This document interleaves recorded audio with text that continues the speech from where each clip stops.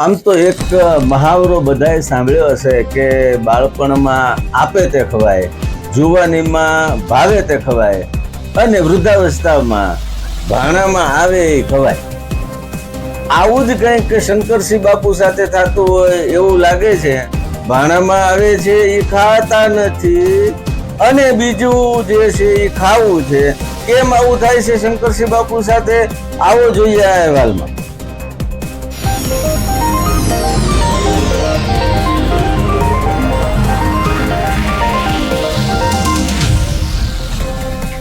નમસ્કાર, evening પોસ્ટના digital page ઉપર ફરી એકવાર હું છું આપની સાથે કુમાર.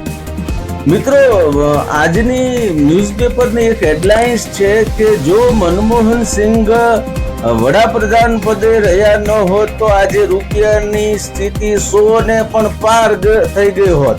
આવું શંકરસિંહ બાપુએ પોતે બનાવેલી જે પાર્ટી છે તેની એક બેઠકમાં કીધું છે.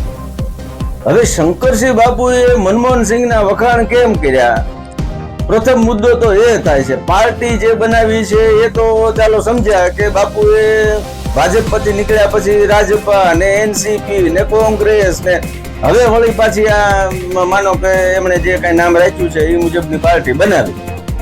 પરંતુ ભાણામાં આવે છે એ ખાતા નથી ને કેમ આ હરગવો આપ્યો ને કેમ આ ગુવાર આપ્યો ને કેમ આ ભીંડો આપ્યો ને આવી પરિસ્થિતિ કેમ થાય છે? અમુક સમયે સમાચારોમાં શું બાપુ ચમકવા માટે આવું બધું બોલે છે?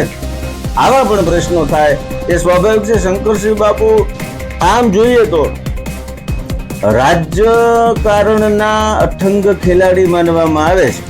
કેશુભાઈ પટેલ, નરેન્દ્રભાઈ મોદી અને શંકરસિંહ વાઘેલા, આ ત્રણને એમ કહેવાય કે ભાજપનો પાયો નાખવામાં પાયાના પથ્થર હતા. પરંતુ નરેન્દ્રભાઈ, કેશુભાઈ સત્તા પામવામાં પક્ષ દ્વારા સફળ રહ્યા, જ્યારે શંકરસિંહ બાપુએ બળવો કરીને સત્તા પ્રાપ્ત કરી અને ત્યાંથી જે છે એ આખી આ કહાની ચાલુ થઈ. રાષ્ટ્રીય રાજકારણમાં જે રીતે શરદ પવારની ભૂમિકા છે એનું તો માનો કે ભાઈ મહારાષ્ટ્રની અંદર હજી વજન અને વર્ચસ્વ છે, પણ બાપુને ગુજરાતમાં હવે કોઈ પક્ષ સમાવવા પણ તૈયાર નથી એવું જાણકારો કહી રહ્યા છે. બાપુના જે વાણી વર્તન વ્યવહાર છે ગમે ત્યારે બદલાઈ જાય એવું કેમ બધાને લાગે છે?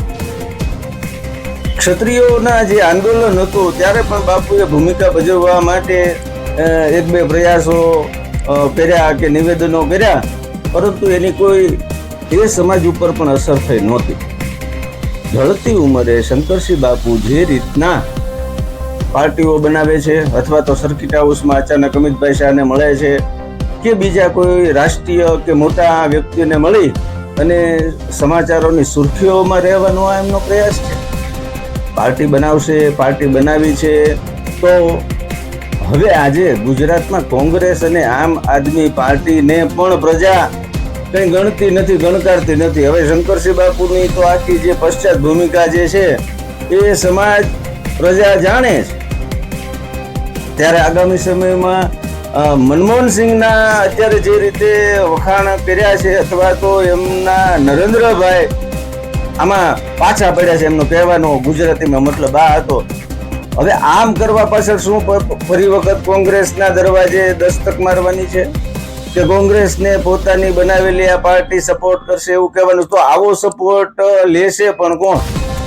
જે હોય તે બાપુના મનમાં જે હાલતું હોય. પણ આજની તારીખે ગુજરાતના રાજકારણમાં બાપુ જ રહી ગયા છે એવું કહીએ તો પણ કાંઈ ખોટું નથી.